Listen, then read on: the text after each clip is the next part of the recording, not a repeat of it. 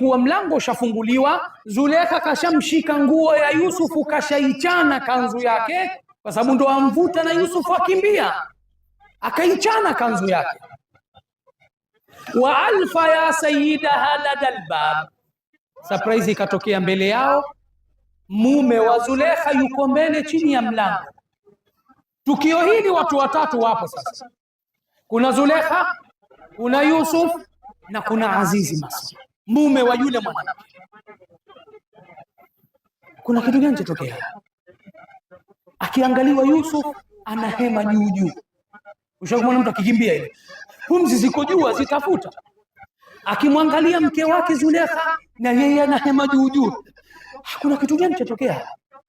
Wa alfa ya sayyidaha ladal bab, kufika mlango wa mwisho wafunguliwa na yeye kashamchania kanzu yake, mume wake yuko mbele yao kasimama, anaona tukio mbele yake. Wote wawili ni kama vile walikuwa wanakimbizana nyumba nzima. Wakati mume anajiuliza kilichotokea nini, Yusuf naye kashangaa, hajui itakufanya. Zulekha tayari kwenye akili yake alishaika strategy zake zamani sana cha kusema.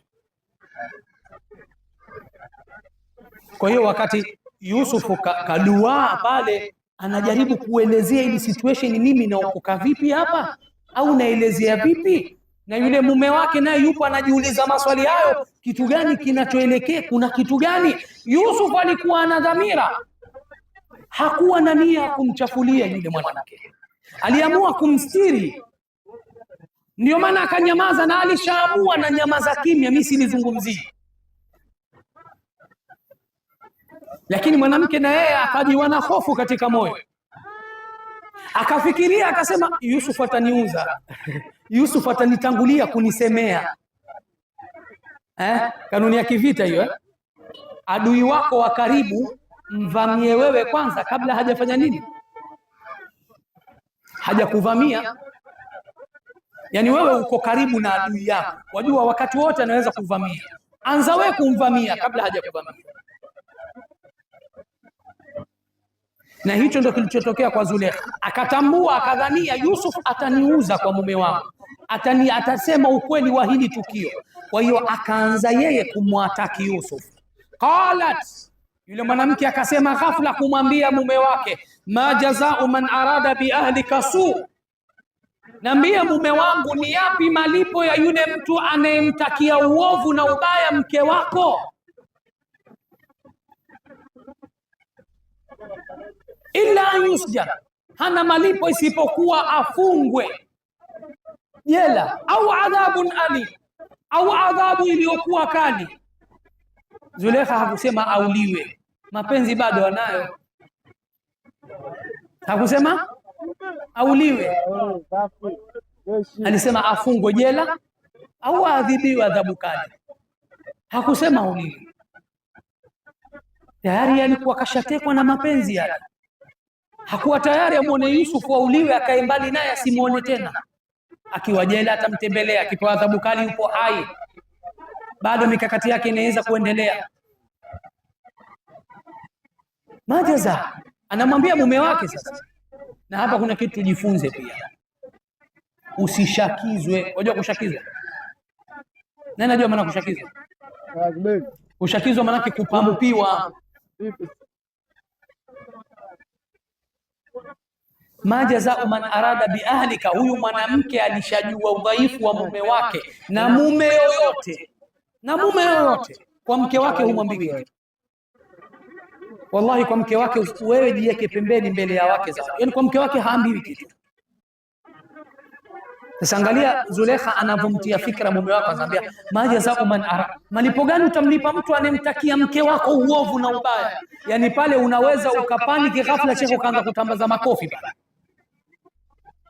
tayari kashakujaza wewe, mke wangu atakiwa uovu, mke wangu atakiwa ubaya. Majazau man arada bi ahlika su illa yusjana au adhabun alim, isipokuwa afungwe au apewe adhabu iliyokuwa kali. Siku zote, siseme mara zote, mara nyingi anayeanza kutuhumu ndiyo mkosa, na anayeanza kujitetea ndiyo mkosa. Mara nyingi inatokea kesi kama hii. Ndugu zake Yusuf waliporudi kwa baba yao wakamhada, wajau abaum ishaan yabkun, wakaja kwa baba yao muda wa isha wanalia. Walikuja wakamdanganya baba yao kwa vilio vyao. Zulekha naye anataka kumdanganya mume wake, anamwambia alikusudia ubaya na uovu, huyu alikusudia kunidhuru.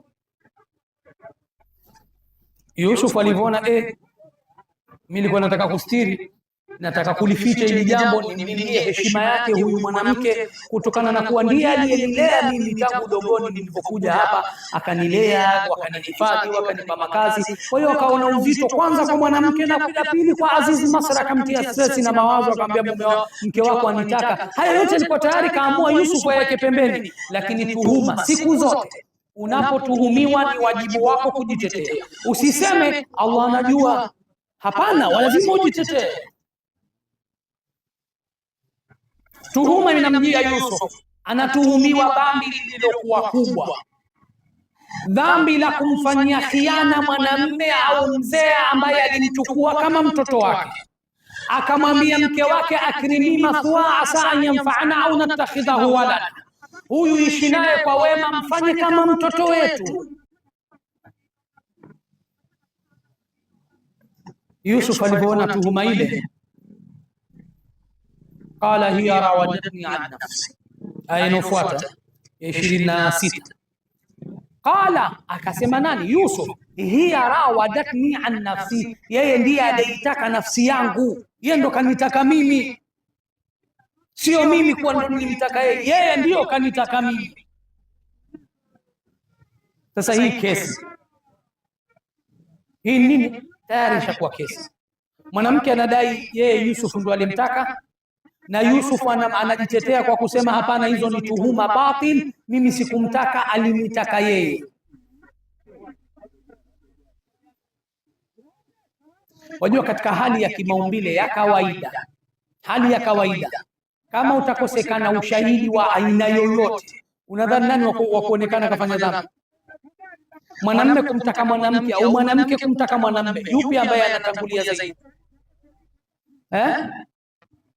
Mwanamume kumtaka mwanamke, ndio uhalisia ulivyo. Tushaelewana?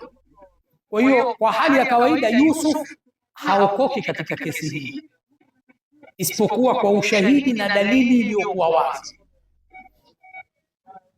Qala hiya rawadatni an nafsi wa shahida shahidun min ahliha,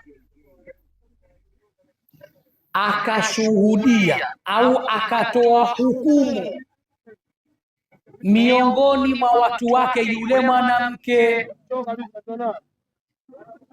Kwa sasa hili tukio lina watu wanne sasa.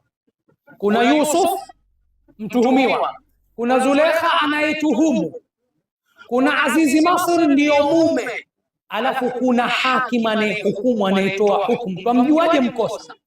Wa shahida shahidun min ahliha, maulama wakakhtalifiana ni nani huyu. Wapo walioenda akasema huyu ni waziri wake Azizi Masr, ni mtu wake wa karibu katika mawaziri, ambaye anamshauri mara nyingi mambo yake ya kutekeleza. Kwa hiyo alimshirikisha naye katika jambo lake ili apate ushahidi uliokuwa wazi. Na hapa kinachomwokoa Yusuf ni wema wake. Huyu Azizi Masr anamjua Yusuf, anamjua Yusuf na anamjua wema wake, kashaishi naye kwa muda. Kwa hiyo tayari kuna maswala hivi, Yusuf kweli anaweza kunifanyia hivi? Huyu kijana kweli ana uwezo kunifanyia hivi? Lau kama Yusuf waliyadhu billah, lau angekuwepo sehemu mtu mwingine pale ambaye anajulikana muhuni, unahitaji tena kutafuta hukumu na ushahidi sina nini? Mtu tangu mwanzo kashajieleza huyu muhuni anao uwezo wa kulifanya hili jambo.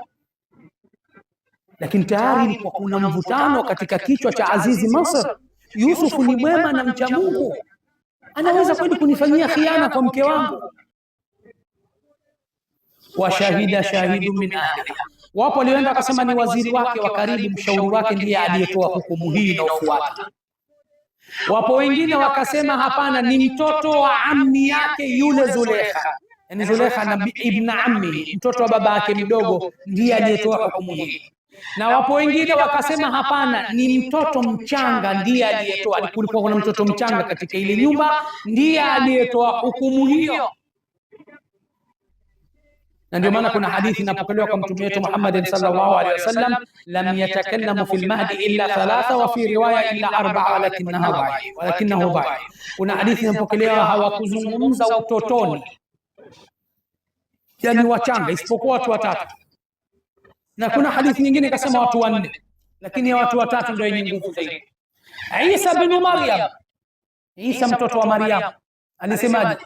Qala inni abdullah atani alkitab wa ja'alani nabiyya.